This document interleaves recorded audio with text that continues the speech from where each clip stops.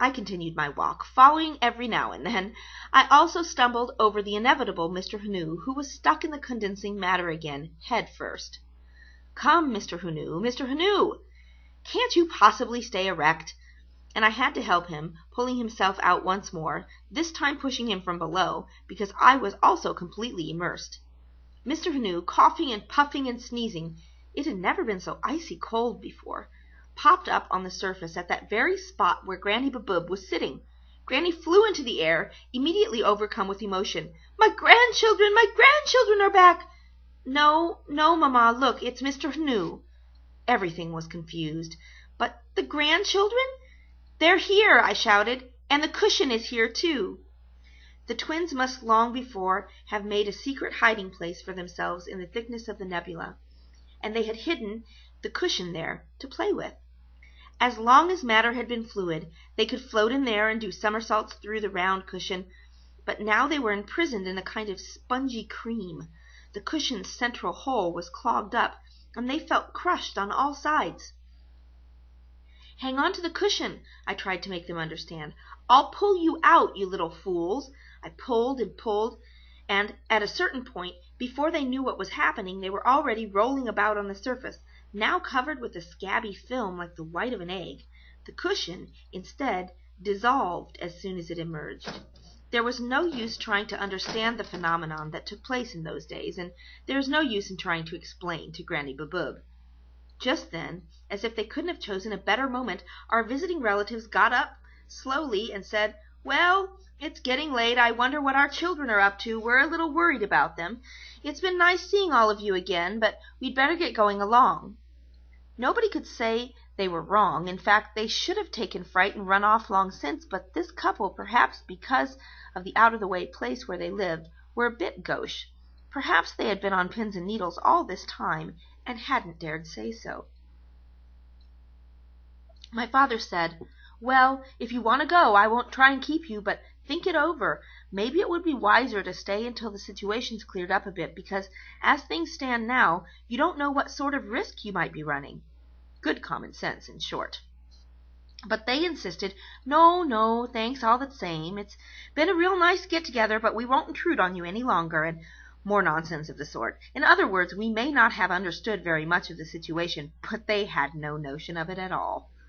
There were 3 of them, my aunt and 2 uncles, all 3 very tall and practically identical. We never really understood which uncle was the husband and which the brother, or exactly how they were related to us. In those days there were many things that were left vague.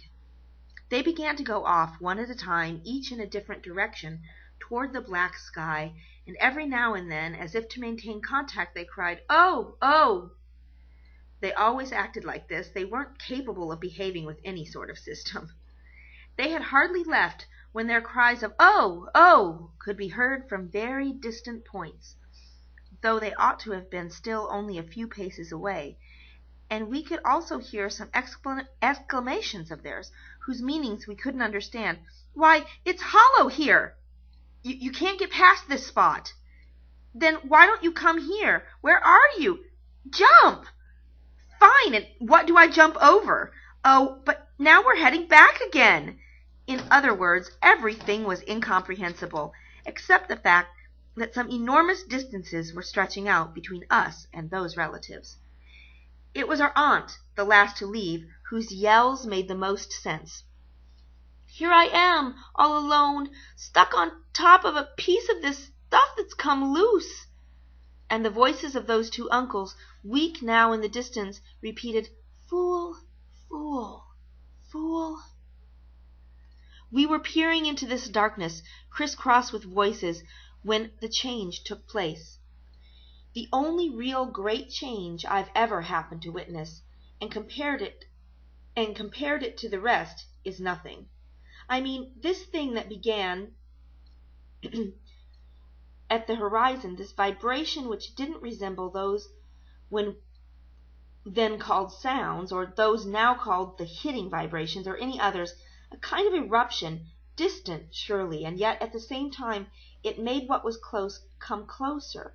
In other words, all the darkness was suddenly dark, in contrast with something else that wasn't darkness, namely light. As soon as we could make a more careful analysis of the situation, it turned out that, first, the sky was dark as before, but was beginning to be not so dark. Second, the surface where we were was all bumpy and crusty, and ice so dirty it was revolting, which was rapidly dissolving because the temperature was rising at full speed. And third, there was what we would later have called a source of light, that is, a mass that was becoming incandescent, separated from us by an enormous empty space. And it seemed to be trying out all the colors one by one, in iridescent fits and starts. There was more. In the midst of the sky, between us and that incandescent mass, a couple of islands, brightly lighted and vague, which whirled in the void with our uncles on them and other people, reduced to distant shadows, letting out a kind of chirping noise.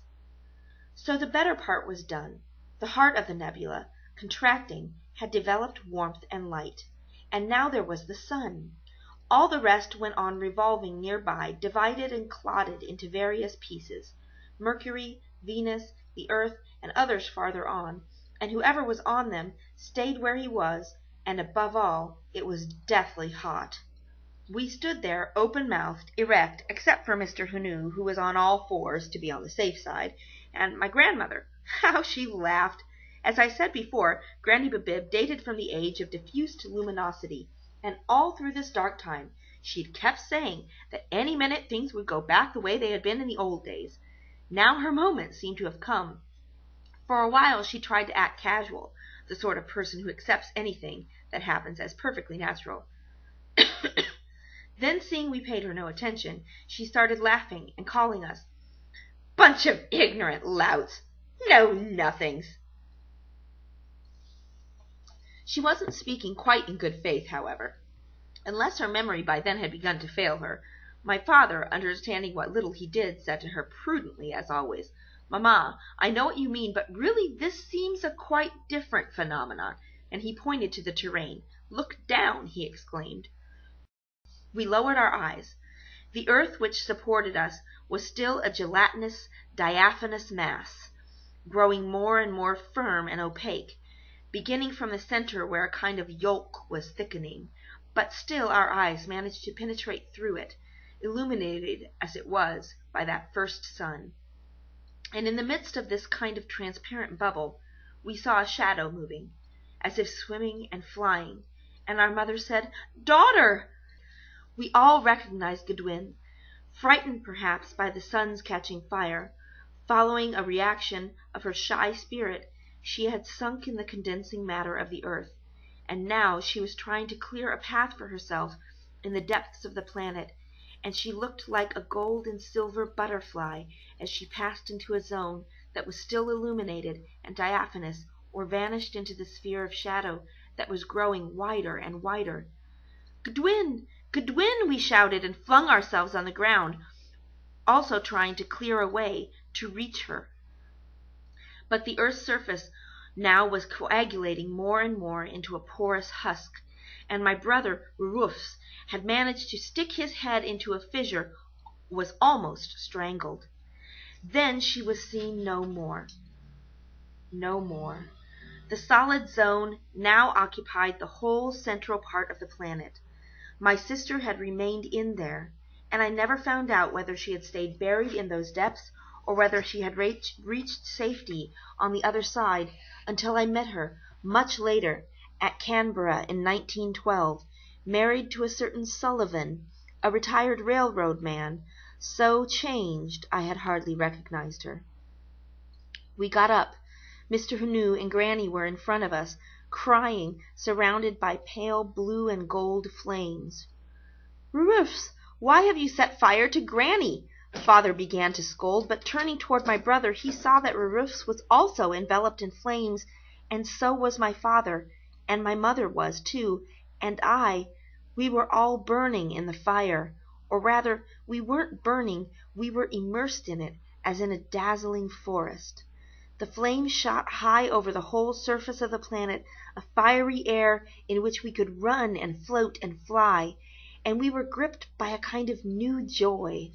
The sun's radiations were burning the envelopes of the planets, made of helium and hydrogen.